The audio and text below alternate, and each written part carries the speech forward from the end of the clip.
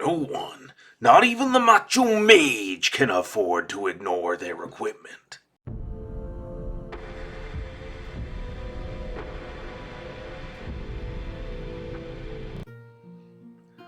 Hello there, everyone, and welcome back down here to the Gamer's Den with me, your host, Jordan, your master of lore and storyteller extraordinaire.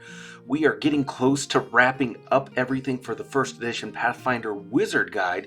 Today, we're going to be taking a look at your equipment selection.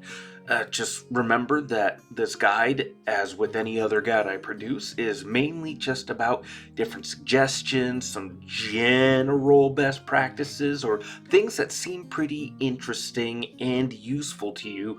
But this is by no means a comprehensive look at all the possible equipment you may come across, and this doesn't even touch on the fact that you could be homebrewing or crafting your own equipment in your character's downtime, or that your DM may come up with something interesting. So these are just going to be the generalities of what you want to try to look for, but bear in mind that there is so much more out there. So just keep that at the forefront of your brain as we go into this. But before we dive into the selection we have for you, if you're new here to the channel, then go on down there, hit the subscribe button, and become a regular member here at the Gamer's Den. Or if you've already gone on ahead and listed yourself on just such an incredible roster of legendary heroes, then go on down to hit the like button and share the video far and wide. Now, we'll start talking about things for you here, and so normally, I try to talk about weapons and the enhancements that you want. The thing is, with the Macho Mage, with any mage, you're probably, well, most mages are probably not going to be using a wide variety of weapons, maybe a light crossbow for ranged attacks, but for the Macho Mage, you probably will want to engage in melee at some point, especially at the earlier levels. Well, maybe not the earliest levels. It depends on the situation. But because we are going with a strength build for the mage, and we are using spells that will help to enhance and buff our character's combat abilities, you're probably going to have an access to some kind of weapon, depending on, if you're playing an orc or a dwarf or an elf or human, and depending on the feat selection that you have, you could have a wide array of different kinds of weapons. Overall, I would say, generally speaking, a reach weapon is probably going to be most ideal for you. You're still participating in melee. It's a two-handed weapon, so you're getting a strength and a half bonus to the damage that you roll there. So if you have an 18 strength, instead of just getting +4 to the damage that you do because of your strength modifier, you're getting a +6 instead. Also, that's going to stack very nicely with the power attack feat, especially after you get some buffs and other enhancements to help make up for the very poor attack bonus that you have. That'll all come together pretty nicely for a really solid damage output. Maybe not as much as, say, a dedicated fighter or a barbarian or paladin, but they don't have the same degree of spellcasting ability that you have to help really swing the fight into your party's favor that you do. So that's just something to keep in mind there. But again, given just the diverse array of possibilities that are present here for this particular build, we're just going to cover enhancements to look for. Enhancements like Keen, it comes up on pretty much, well, a lot of different guides, but it's a +1 bonus, and this allows you to double a weapon's threat range, and this will help you. This will help you with that damage output. So if your weapon normally only crits on a roll of a natural 20, this expands it to a 19 and 20. If it's already at 19 to 20, then it goes down to, let's see, I want to say 17 off the top of my head. Yeah, in any case, it expands it out there. So it increases your threat range and will definitely help to boost your damage output. The other enhancement to look at would be things that are alignment based, holy, evil, things like that. These count as a +2 bonus, but the weapon deals an extra 2d6 damage to creatures with the opposed alignment, and it overcomes relevant damage reduction. For example, most creatures out of The Abyss or the Nine Hells, they're evil creatures, and the higher level, higher challenge rating creatures tend to have a pretty solid damage reduction and require a good aligned weapon to help overcome that damage reduction. So this will help in that instance. And the kind of alignment enhancement you want is going to depend on the sort of campaign you're in and the kind of enemies you're going up against. In most campaigns, Holy is probably going to be a safe bet, or lawful, or the chaotic alignments. Those things might be pretty useful there, but Holy is going to be a pretty solid bet. Another good one, in particular for a wizard, is countering. This one is another +1 bonus. This gives a +2 combat maneuver defense versus sunder and disarm attempts. If the attacker's attempt fails, the wielder can attempt the same maneuver for free without provoking attacks of opportunity against the opponent, even if the target isn't in reach. So you can freely try to disarm them even if the character isn't, or the target is technically not in reach of you. That's pretty significant, and the fact that you're not provoking an attack of opportunity and risking additional damage to yourself makes this pretty worthwhile, because there's a lot of opponents out there where if they're disarmed or you've destroyed their weapon, they're going to be significantly hindered by that. They are going to be much less of a threat. So it's definitely worth considering. There's plenty of others. I considered the speed enhancement, but because you should be picking up haste, that's probably not going to be something you have to concern yourself with all that much. But going on from there, we're not going to worry about armor or shields, because the heavier the armor you wear, the heavier the shields you carry, you increase your percentage chance of spell failure. The more armor you're wearing, the more you interfere with your ability to channel arcane energies, your gesticulation for the different movements you have to make in order to channel those energies and cast your spells properly. So it's worth it to skip on most forms of armor in this case, but we'll cover more of that later. So we're going to get straight into your other equipment, things like Ring of Continuation. This costs 56,000 gold pieces, so definitely spendy, but this lets you extend a spell with the target of self that lasts 10 minutes per level or longer. It will now last up to 24 hours. That's fantastic. End of the night, you can cast a buffing spell on yourself and just have it continue. It's just going to go, and it'll go through the next day of adventuring for you. Really helps you to manage your spell slots, make sure that you're casting spells with the maximum number of possible spells per day. Very much so a useful ring. And because it's a ring, it's a wondrous item, you can craft this if you have the craft wondrous item feat. Next is the Headband of Vast Intellect. This can cost you anywhere between 4,000 to 36,000 gold pieces and will gain you a +2, +4, or +6 enhancement bonus to your intelligence, which is your spellcasting stat. So this increases spell save DCs, this is bonus spell slots, this is extra skill ranks, and all of that, and of course a boost to your intelligence related skills. Then we have the Ring of Protection, always a classic, worth it for every adventurer. This costs anywhere between 2,000 to 50,000 gold pieces. These rings provide a deflection bonus to your armor class, ranging from a +1 to a +5. And because it's a deflection bonus coming from the ring, even if you're flat-footed, that is going to be on top of your armor. So, well, your armor class overall. So that is going to potentially save you from some extra damage if you ever get ambushed. Another item, though, that is pretty solid and reliable for most adventurers, but especially will be for you, is the Efficient Quiver. This is going to cost you a comparatively paltry 1,800 gold pieces. This quiver has 3 spaces. The smallest can hold 60 arrow-sized items, or wands. The second can hold 18 javelin-sized items, or your meta magic rods, and the third can hold 6 spear-sized items, or your various staves, or if you've decided to go with a pole arm weapon, this can help to hold your weapon as well. You can see where this gets to be very, very, very useful for you. The next item is the mnemonic vest, coming in at 5,000 gold pieces. This is actually going to be more like a robe. It counts in the robe slot.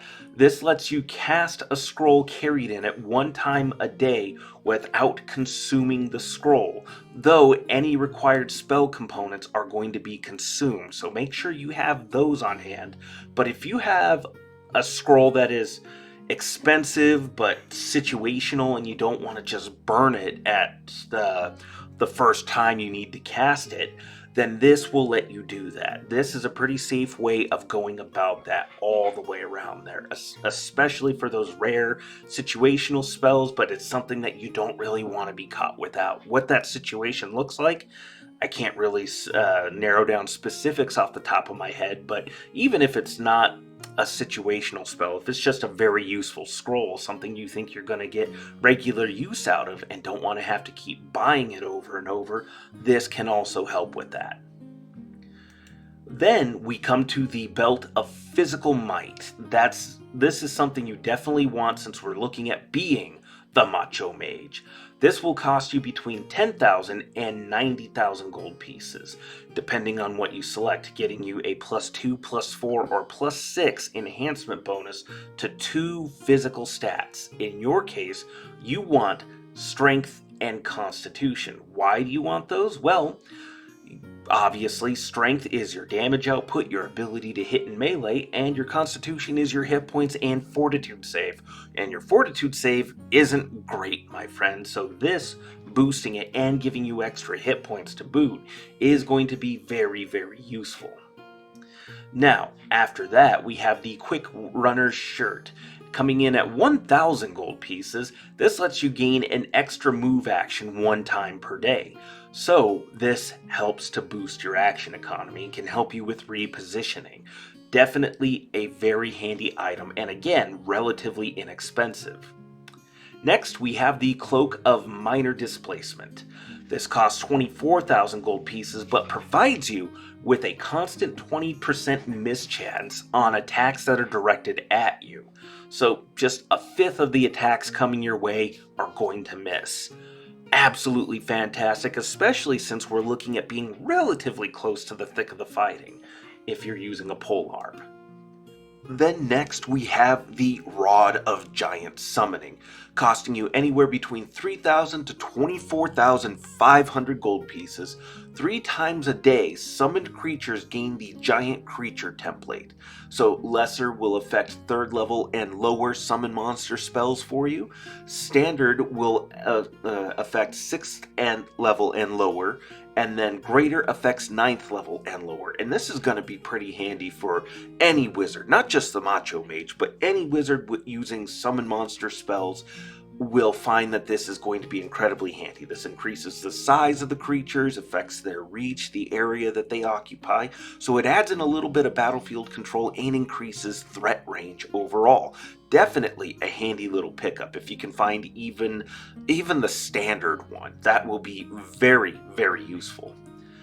The next one is an awesome little item called the Dazing Spell Meta Magic Rod. This will cost a pretty penny at 54,000 gold pieces.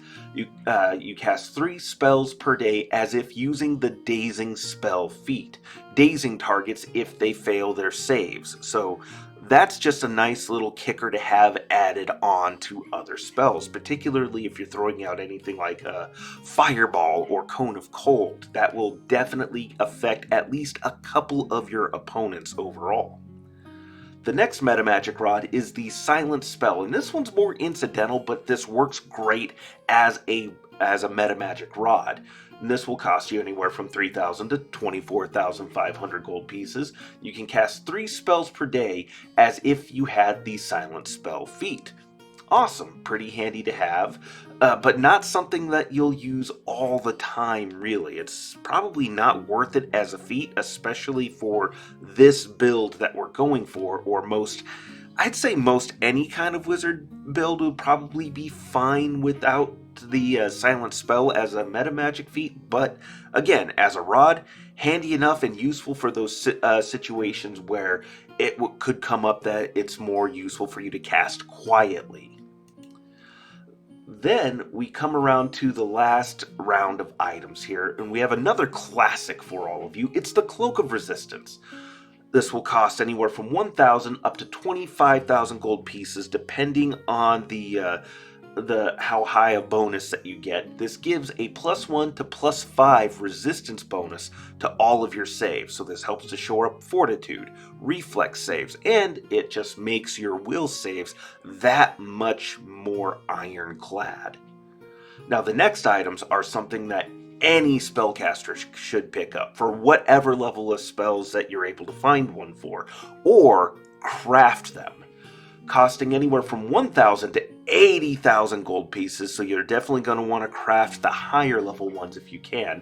One time a day, use a pearl to recall one prepared spell of appropriate level up to 9th, or 2 spells of different levels, 6th level or lower, in the case of pearls that will restore 2 spells. And you can see why that is going to be massively useful, because while you do have a broad range of spells that you're able to know and learn and copy down, you're limited in the number of spells you're able to cast per day. So anything that helps to boost that is going to be a massive, massive help to you. So definitely pick up Pearls of Power, or with the craft Wondrous Items feat, craft your own, make your own. If you can hit the 6th, the 7th level spells, you're probably going to be golden. If you can make the 8th level spells, you're doing great.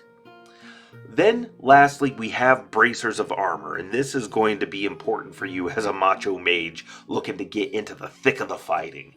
These will cost anywhere from 1,000 to 64,000 gold pieces, and they can grant an armor bonus of +1 up to a +8 armor bonus.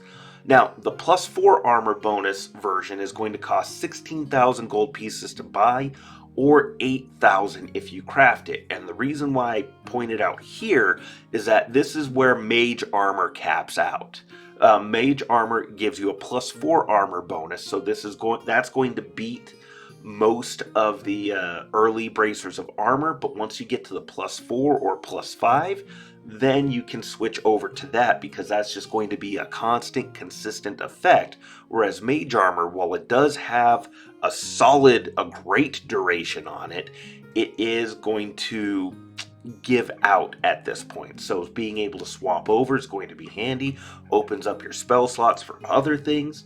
But another thing to note with the Bracers of Armor is that they can be given armor enchantments. So if you want resistance for a particular kind of energy, or the fortification enchantment that has a chance of reducing critical hits to regular hits, or negating precision damage, that's going to be a good choice to throw onto here. Just bear in mind that you can't exceed the +8 limit, so you could do a +5 armor bonus, then have one of the fortification enchantments and the resistance enchantment, but the total enhancement bonus of those enchantments can't combine with the armor bonus to go over that +8 limit. So that's something to bear in mind there.